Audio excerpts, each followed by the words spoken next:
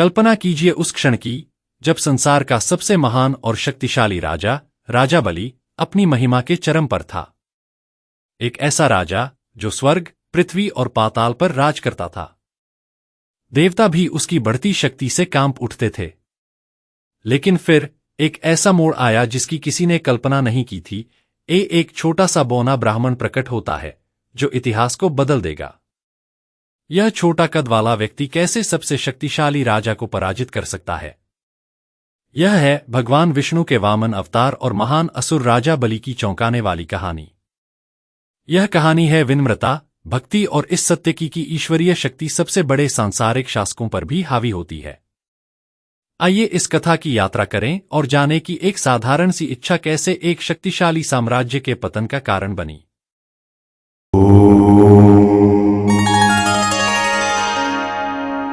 बलि, जो प्रहलाद का पोता था, कोई साधारण राजा नहीं था। वह एक शक्तिशाली असुर, दानव राजा था जो अपनी शक्ति, बुद्धिमत्ता और धर्म के प्रति समर्पण के लिए प्रसिद्ध था। वह एक न्यायप्रिय और उदार राजा था जिसे उसकी प्रजा बहुत प्रेम करती थी। लेकिन जैसे जैसे बलि की शक्ति बढ़ी, उसकी महत्वाकांक्षा भी बढ़ने लगी। इंद्र को हराने के बाद बलि ने स्वर्ग पर विजय प्राप्त की और वह तीनों लोकों का, पृथ्वी, स्वर्ग और पाताल का निर्विवाद शासक बन गया। अब देवता, जो अपने स्वर्गिक घर से वंचित हो गए थे, निराश थे। इंद्र, जो अपमानित और शक्तिहीन हो चुका था, भगवान विष्णु की शरण में गया।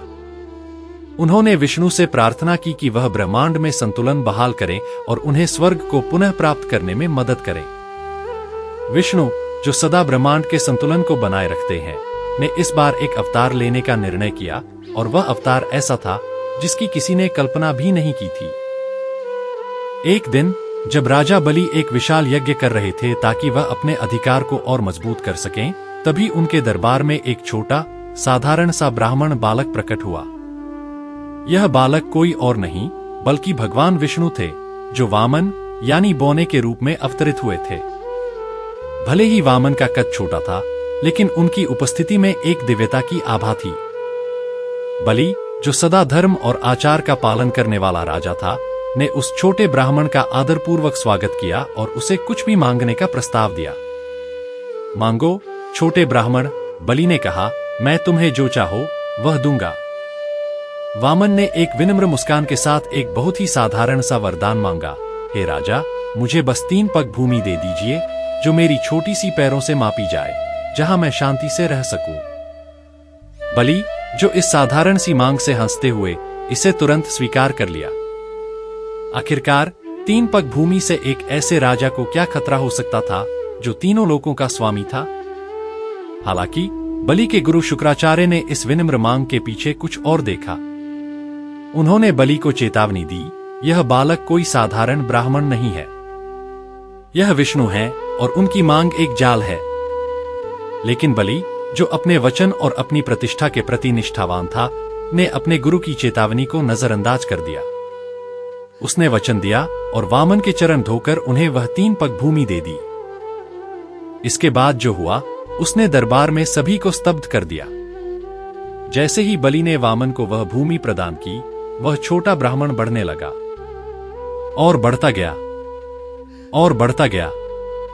वामन एक विशाल रूप में बदल गए जिसने पूरे स्वर्ग और पृथ्वी को अपने भीतर समेट लिया। यह था विष्णु का दिव्य ब्रह्मांडीय रूप, जिसे त्रिविक्रम कहा जाता है। अपने पहले कदम से त्रिविक्रम ने पूरी पृथ्वी को ढक लिया। दूसरे कदम से उन्होंने पूरे स्वर्ग को अपने पैरों तले समेट लिया। अब तीसरे कदम के लिए कोई स्थान नहीं बचा था।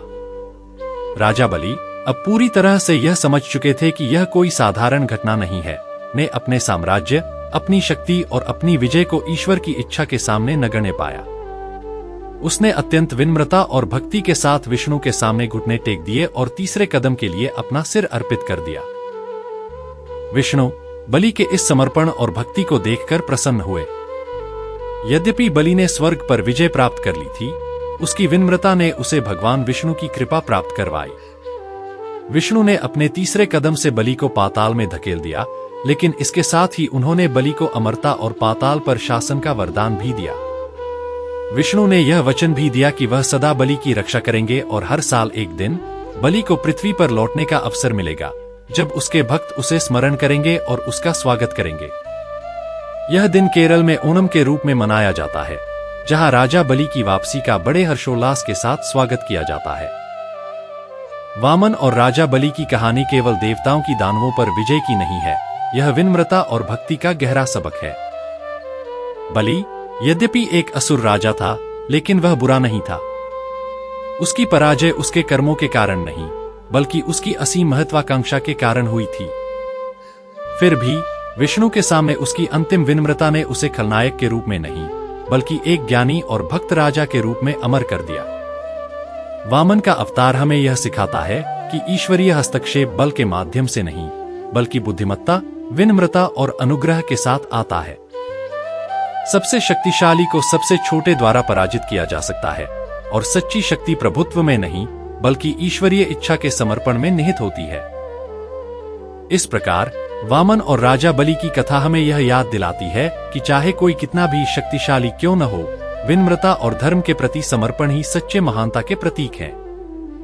विष्णु के सामने बलि का समर्पण उसकी हार नहीं थी, वह उसकी अंतिम मुक्ति थी।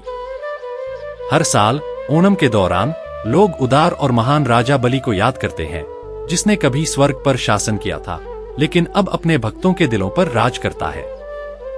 यह उसकी भक्ति, उसके त्याग और भगवान विष्णु के साथ उसके अनंत संबंध का उत्सव है। इस कहानी को सुनते हुए हमें याद रखना चाहिए कि ब्रह्मांडीय शक्ति के संतुलन में विनम्रता और धर्म के प्रति समर्पण हमेशा विजयी होते हैं।